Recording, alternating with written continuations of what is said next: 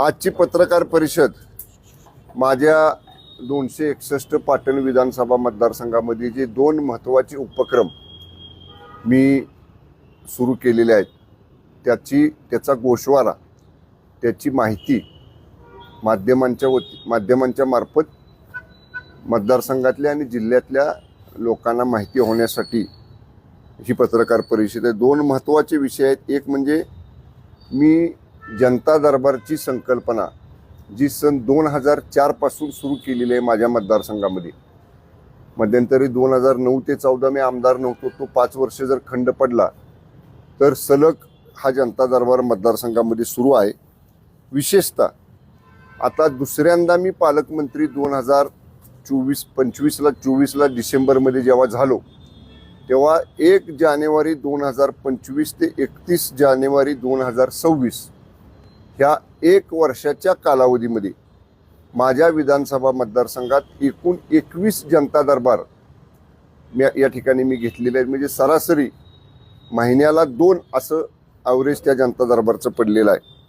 जनता दरबारमध्ये एकूण प्राप्त अर्ज नुसते लेखी हे 1081 माझ्याकडे आलेले आहेत आणि त्यातल्या 672 अर्जांवरती सकारात्मक कार्यवाही पूर्ण झालेली आहे।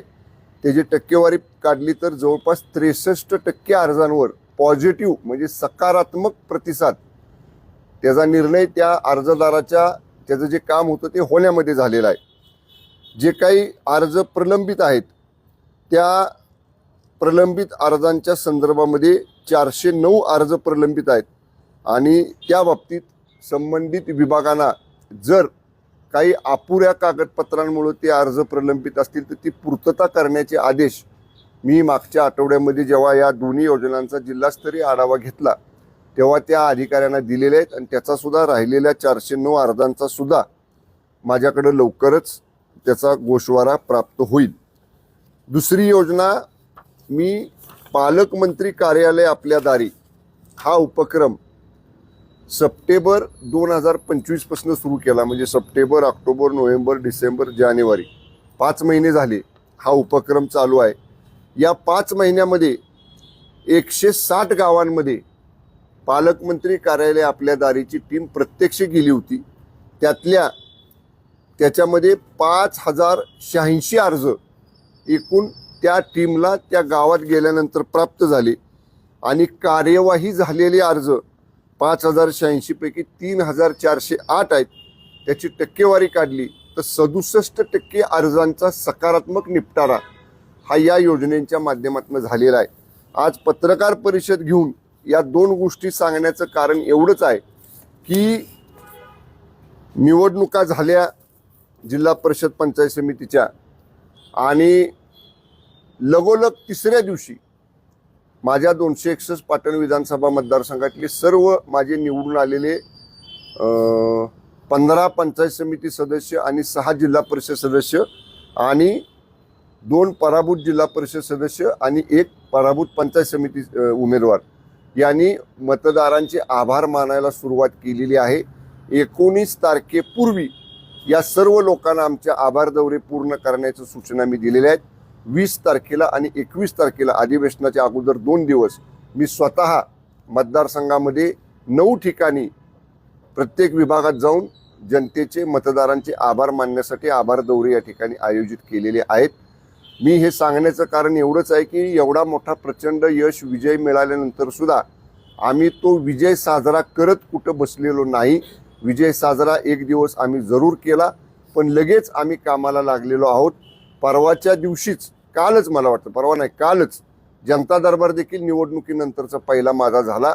उत्स्फूर्त प्रतिसाद कालच्या सुद्धा जनता दरबारला प्रचंड लोक आलेली होती। कारण सर्वसामान्य जनतेला देखील माहिती की आता महिनाभर अधिवेशन असल्यामुळं आपले आमदार अधिवेशनात असतील, त्यामुळं आम्ही कामामध्ये आहोत। लोकांनी एवढा प्रचंड पाठिंबा दिला त्याबद्दल लोकांचे तर आभार आम्ही मानलेच, पण त्यांची कामं करणं, कार्यरत राहणं याला आम्ही प्राधान्य दिलेलं आहे आणि या दोन्ही योजनांच्या माध्यमातून अत्यंत सर्वसामान्य लोकांना त्यांचे प्रश्न सोडवण्यासाठी मदत झालेली आहे। चांगले उपक्रम हे आहेत। या चांगल्या उपक्रमाचा फायदा हा माझ्या मतदारसंघामध्ये झालेला आहे। आपल्या माध्यम प्रतिनिधींच्या वतीनं सर्वसामान्य लोकांना याची माहिती व्हावी यासाठीची ही पत्रकार परिषद आहे. या अनुषंगानं अधिक काही प्रश्न असतील तर विचारा. नंतर हे संपल्यानंतर जर आपले इतर प्रश्न असतील तर त्याची उत्तरं मी देतो. पालकांनी आपल्या दारी योजना आता पाटणपुरती मर्यादित आहे, अजून ती जिल्ह्यात लागू नाही. मग कधीपर्यंत ती जिल्ह्यात आणखी काय आता नवीन नवीन पालकमंत्री व्हायला लागले जिल्ह्यात, त्यामुळं आता मला थोडी भीती वाटते की बाबा आपल्या मतदारसंघाच्या बाहेर जाऊन घ्यावं का नाही. त्यामुळं असे जे कोण नवीन पालकमंत्री नेमलेत, नजीकच्या काळात नेमले गेलेत, त्यांच्याशी एकदा चर्चा करतो आणि मग जिल्ह्यात मी घ्यायचा का त्यांनी नवीन नेमलेल्या पालकमंत्र्यांनी घ्यायचा, त्या बाबतीत पुढचं धोरण ठरवतो. प्रश्न प्राप्त झाले त्याच्यामध्ये धरणग्रस्त त्याचा विगतवारी पण आहे.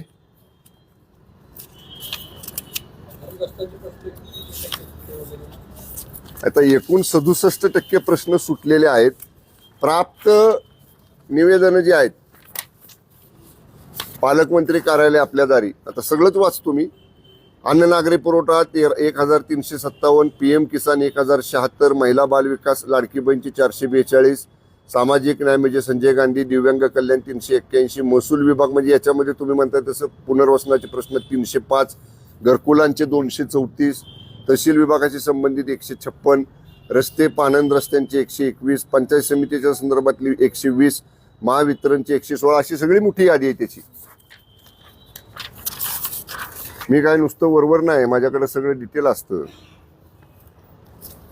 भूस्खलन झालं होतं त्या लोकांचा पुनर्वसनाचा विषय संपलाय नाही, 100% त्यातल्या सर्व जवळजवळ म्हणजे काही गावांची तर कामं स्लॅब लेवलला आलेली आहेत.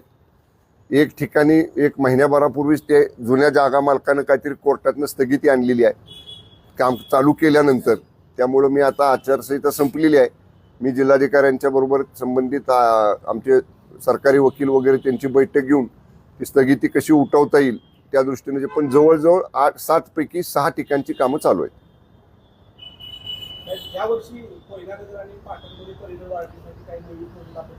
नाही, ऑलरेडी 2-3 प्रोजेक्ट ऑनगोईंग आहेत. एका प्रोजेक्टचा फक्त जागेचा थोडा प्रश्न, जागा ताब्यात मिळायची राहिली आमची. जागा जलसंपदा विभागाची हेळवाक तालुका पाटणची, पण बनपेट येराडची जागा ताब्यात मिळालेली आहे. म्हणजे ताब्यात ती जागा देवस्थानची आहे.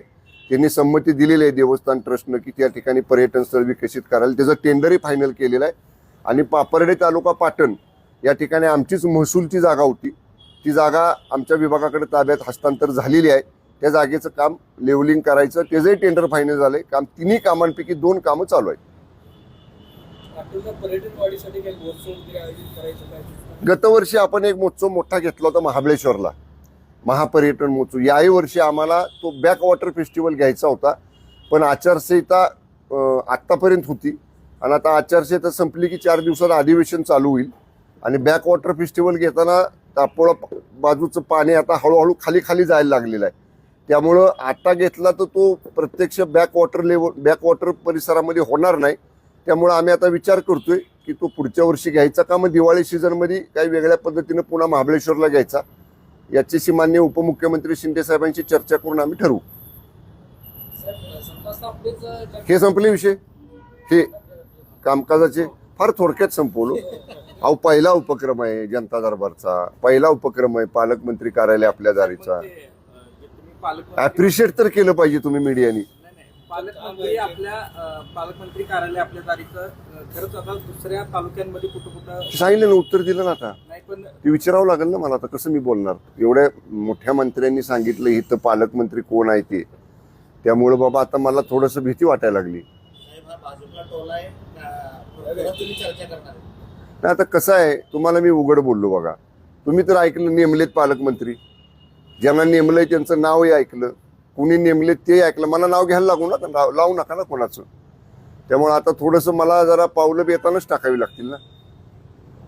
सातारच्या सत्ता प्रश्नावर, हा आता बोला. जिल्हा परिषदेच्या प्रश्नावर संबंधित म्हणजे कोण? तुम्ही पालकमंत्र्यांचं उदाहरण देता त्या संदर्भात मी बोललो ना. गोरे साहेबांचा विषय त्यांना विचारा ना, आता मी काय बोलणार? ते बोलत नाहीत तर मी कसं सांगू का बोलत नाहीत? ते बोलले ना खूप निवडणुकीत, त्यामुळे दमले असतील जास्त बोलून निवडणुकीत. साहेब, अजितदादांचा घात नव्हे तर अपघात अशा पद्धतीचं जे काही विधानं जी चालू आहेत आता सध्या त्याबाबत आपण काय सांगाल? काय या बाबतीत राज्याचे प्रमुख, आमच्या मंत्रिमंडळाचे प्रमुख माननीय मुख्यमंत्री देवेंद्रजी फडणवीस साहेब यांनी भूमिका सरकारची स्पष्ट केलेली आहे. माननीय मुख्यमंत्री साहेबांनी सांगितले की केंद्रीय यंत्रणा चौकशी करतायत, राज्याच्या यंत्रणा पण चौकशी करतायत. चौकशीचे निष्कर्ष येऊ द्यात, मग त्या बाबतीत आपण बोलू. जे माननीय मुख्यमंत्र्यांनी मत व्यक्त केलेले त्याच्यापेक्षा वेगळं मत मंत्र्यांनी व्यक्त करणं हे योग्य नाही. त्यामुळे माननीय मुख्यमंत्र्यांनी मत व्यक्त केले त्यानुसार निष्कर्ष येऊ द्यात तपासाचे प्राथमिक. ते आल्यानंतर काय आहे येत आहेत निष्कर्ष ते पाहू आणि मग त्याच्यावर बोलू. तुम्ही बोलल्याप्रमाणे पंचायत समिती जे नवीन आलेले शिवसेनेचे निवडून आलेले सदस्य असतील किंवा जिल्हा परिषद यांची बैठक तुमची झाली, नेमकं काय बैठकीत ठरलंय? कुणासोबत जायचं, कुणाला सोबत घ्यायचं? नाही, काल प्राथमिक बैठक पहिली झाली आमची. कायदेशीर प्रक्रिया ज्या आम्हाला पूर्ण करायच्या होत्या बैठकीमध्ये त्या संदर्भात आमचे कायदा सल्लागार जे आहेत शिवसेना पक्षाचे त्यांनी त्या सगळ्या प्रक्रिया पूर्ण केल्या. जिल्हा परिषद सदस्यांना आणि पंचायत समिती सदस्यांना त्या सगळ्या कायदेशीर प्रक्रियेची बाजू समजावून सांगितली. ज्या बैठकी काल करायचे होते त्या बैठकीप्रमाणे ठराव जे पास करायचे होते ते ठराव आम्ही पास केले. जिल्हा परिषदच्या 15 सदस्यांचा शिवसेनेचा गट सभागृहातला तो काल जिल्हाधिकाऱ्यांच्याकडे आम्ही रजिस्टर केलेला आहे, त्याची नोंदणी केलेली आहे. फलटण पंचायत समितीतला गट एक दिवस अगोदर राजेसाहेबांचा रजिस्टर झालेला आहे. पंचायत समिती पाटण, पंचायत समिती जावली, पंचायत समिती कराड, पंचायत समिती महाबळेश्वर, पंचायत समिती कोरेगाव आणि पंचायत समिती फलटणचा झाला. या 6 पंचायत समित्यांच्या गटाची कागदपत्र पूर्ण करण्याची प्रक्रिया वकील साहेब करतायत. सोमवारी त्यांनी सगळ्या सदस्यांना परत यायला सांगितलेले. सोमवारी आमचे सगळे पंचायत समिती सदस्य साताऱ्यामध्ये येतील आणि त्या पंचायत समितीतला स्वतंत्र शिवसेना पक्षाचा गट जिल्हाधिकाऱ्यांच्याकडे सोमवारी आम्ही रजिस्टर करू. ही प्रक्रिया काल पूर्ण झाली. सदस्यांची मी आणि महेश शिंदे साहेब थोडं उशीर आले बैठकीला. ते येण्यापूर्वी मी आणि संपर्क प्रमुख शरद कणसे साहेबांनी सदस्यांची मतं जाणून घेतली. सदस्यांनी त्यांची मतं आमच्या दोघांच्या जवळही व्यक्त केली. सदस्यांना जे बोलायचं होतं, त्यांना जे अनुभव निवडणुकीमध्ये आले होते, या सगळ्या बाबतीत त्यांचं स्पष्ट मत त्यांनी आमच्या दोघांच्या समोर मांडलं. मी उद्या मुंबईला जातोय. मी आता उद्या मुंबईला गेल्यावर माननीय शिंदे साहेबांची वेळ मागितलेली आहे. मी आणि कणसे साहेब दोघं मिळून आम्ही जे सदस्य बोललेले आहेत, कारण मला सांगलीचा मी संपर्क मंत्री आहे, मी सांगलीला देखील गेलो होतो. सांगलीच्याही सदस्यांची अशीच बैठक घेतली. त्याही सन्मान्य सदस्यांनी, तिथले आमदार आमचे आहेत, त्यांनी सुद्धा त्यांचं स्पष्ट मत सांगलीतल्या बैठकीमध्ये मांडलेलं आहे. सांगलीतलं सत्ता समीकरण आणि शिवसेना सदस्यांचं मत, सातारचं सत्ता समीकरण आणि साताऱ्यातल्या शिवसेना सदस्यांचं मत हे मान्य शिंदेसाहेबांच्या कदाचित सोमवारी किंवा मंगळवारी भेट घेऊन त्यांच्या कानावर सगळ्या गोष्टी मी घालणार आहे. साहेब, नगरपालिकेमध्ये सातारच्या नगरपालिकेमध्ये केवळ एक सदस्य शिवसेनेचा, तसं असताना सुद्धा सभापतीपद दिलं गेलेलं आहे आत्ता नवीन झालेल्या निवडणुकीमध्ये. मग हे कुठेतरी जिल्हा परिषदच्या अनुषंगाने एक पाऊल पुढे टाकलेलं दिसतंय. नाही, असं नाही.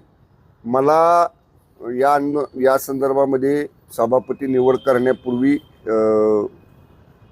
असं काय मला एक निरोप दिला गेला होता, विशेषतः खासदार उदयनराजे साहेबांच्याकडनं, की बाबा आमच्याबरोबर तुमचे सदस्य जर आले तर आपण एकत्र भाजप आणि शिवसेना म्हणून काम करू. आता शेवटी केंद्र राज्यात आमची शिवसेना भाजप युती आहेच आणि नगरपालिकेला जरी आम्ही वेगळं लढलो असलो तरी काय असं टोकाचे मतभेद नगरपालिकेमध्ये खासदार उदयनराजे साहेबांच्या बरोबर असे शिवसेनेचे कुठे झाले नव्हते. त्यांनी स्वतःहून इच्छा व्यक्त केली आपण एकत्र येऊया. मग आम्ही हो म्हटल्यानंतर त्यांनी आमच्या सदस्याला सभापती केलं. हाच फॉर्म्युला जिल्हा परिषदेला मी नाही ना सांग, मी एकटा कुठे निर्णय घेणार आहे. मी महेश शिंदे साहेब आहेत, मी आहे, आमचे सगळे 3 जिल्हा प्रमुख आहेत, संपर्क प्रमुख कणसे साहेब आहेत, आणि आमच्या सगळ्यांच्यापेक्षा ज्यांना जिल्हा परिषद चालवायची ते 15 सदस्य आहेत ना. आम्ही काही जरी उद्या निर्णय घेतला तरी त्या सदस्यांना तो रुचला पाहिजे ना. त्या सदस्यांच्या मनात काय आहे, कारण ते इतक्या संघर्षातनं निवडून आलेत. त्यामुळे त्यांना उद्या 5 वर्ष कामकाज करताना कुठलं समीकरण त्यांना सूट होणार आहे हे शेवटी त्यांचा जो मत त्यांनी काल व्यक्त केले ते साहेबांच्या कानावर घालून मगच निर्णय घेऊ आम्ही. असा कौल दिलाय की भाजपसोबत जायला नको. अगदी स्पष्ट कौल दिलाय की शिवसेना राष्ट्रवादीने भाजपसोबत गेलं नाही पाहिजे. आता बघितलं की जावलीमध्ये घ्या किंवा पाटणमध्ये घ्या, टोकाचा संघर्ष झालेला आहे. वाई घ्या म्हणजे याचा अर्थ फलटण साहेब सत्ता समीकरण काय सांगितलं काल सदस्यांनी काय सांगितलं ते सांगा. त्या अंतर्गत बाबी आहेत ना पक्षातल्या. नाराजी आहे असं अंतर्गत बाबी पक्षातल्या शिंदे साहेबांच्या कानावर घालपर्यंत ते उघड करणं बरोबर नाही. शेवटी प्रोटोकॉल आमच्या पक्षाची एक शिस्त आहे. साधारण कधीपर्यंत सुटेल? लोकांची पण ही चालेल चर्चा. जर आपण नोंदणी पूर्ण नाही केली जे कोणी बघा जे कोणी काय चर्चा करते त्याला आम्ही बघा खुले आहे. आम्ही ओपन सांगितलं. मकरंद पाटील साहेबांना भेटला का तर भेटलो. रामराजे साहेब आणि मकरंद पाटील आणि शंभूराज देसाई निवडणुकीच्या आधी बसले का तर बसलो. चहा गोड होता का तो होता. आम्ही दडवून काय करतच नाही ना. आम्ही उघड करतो, उघड चर्चा करतो. काल परवा दिवशी गाळा भेटीसाठी तुम्ही काय बोललाच नाही. कुठं गाळा भेट? शिवेंद्र बाबांनी आम्ही बरोबरच होतो ना मिटिंगला. नाही घेतली ना त्यांनी, म्हणले नुसतं. त्यांनी तिथं मिठी मारली असती तर मी पण मारली असते मिठी. ते नुसतं म्हणतात हो. ते कसं आहे, बोलणं वेगळं आणि कृती वेगळी असं आहे ते. आपण विश्वास किती ठेवायचा तुम्ही? माझ्या हातातच नाही निर्णय घ्यायचं. निर्णय घेणार आहे आमची सृष्टी पक्षाची. आम्ही फक्त कम्युनिकेशन करणार सदस्यांचं मत. साहेब, भाजपच्या स्पेसिफिक नेत्याच्या बाबतीतली नाराजी आहे का भाजपची नाराजी काय सांगणार? म्हणजे ही जी तुमची जी नाराजी नाराजी तुम्ही बोलून दाखवा. पक्षाबद्दलची का स्पेसिफिक कुठल्या नेत्याबद्दलची? नाराजी काहीच नाही आमची. कुठं नाराजी आहे? दिसते का आमच्या चेहऱ्यावर? तुमची जी आहेत ना ती भडक वक्तव्य काल आमच्या चेहऱ्यावर परवा सांगलीमध्ये पण तुमच्याकडून काय भडक? काय नाही. नाही, तुमची नाराजी नसेल, पण एकूणच निवडणुकीला जसं तुम्ही जिल्हा परिषदेच्या सामोरे गेला त्यावेळी तुम्हाला एकटं पाडलं गेलं. शिवसेना एक वेगळ्या पद्धतीनं लढली गेली. पाटणमध्ये सुद्धा तुम्हाला कोंडीत पकडण्याचा प्रयत्न केला गेला भाजपकडून. एवढं सगळं झालेलं असताना तुमची भूमिका अजून तुम्ही स्पष्ट सांगत नाही. बघा, मी तुम्हाला तुषार आठवत असेल तर बघा, मी प्रचारात सुद्धा मला एवढी माझ्यावर एकेरी टीका झाली. काय काय काय काय विश्लेषणं लावली मला. अगदी एकेरी उल्लेख झाला माझा. पण तरी मी आणि माझ्या कार्यकर्त्यांनी संयम पाळून आम्ही काय म्हणलं, ह्याला उत्तर आम्ही 9 तारखेच्या निकालात देऊ. आणि ते परफेक्ट उत्तर दिलं ना माझ्या जनतेनं. मी नाही दिलं, आमच्या जनतेनं दिलं उत्तर. त्यामुळं त्याला ज्याला समजायचं त्याला समजून गेलं काय आपण बोललो आणि त्याचा परिणाम काय झाला. त्यामुळे आता त्याच्यावर अधिक भाष्य करण्यापेक्षा लोकांना जे काय हवं होतं ते लोकांनी त्यांच्या लोकशाही अधिकारात, लोकशाही अधिकार जो लोकशाहीचा त्यांना आहे त्याच्यामध्ये त्यांनी सिद्ध करून दाखवलं. तर समजणाऱ्याला समजलं पाहिजे काय ते.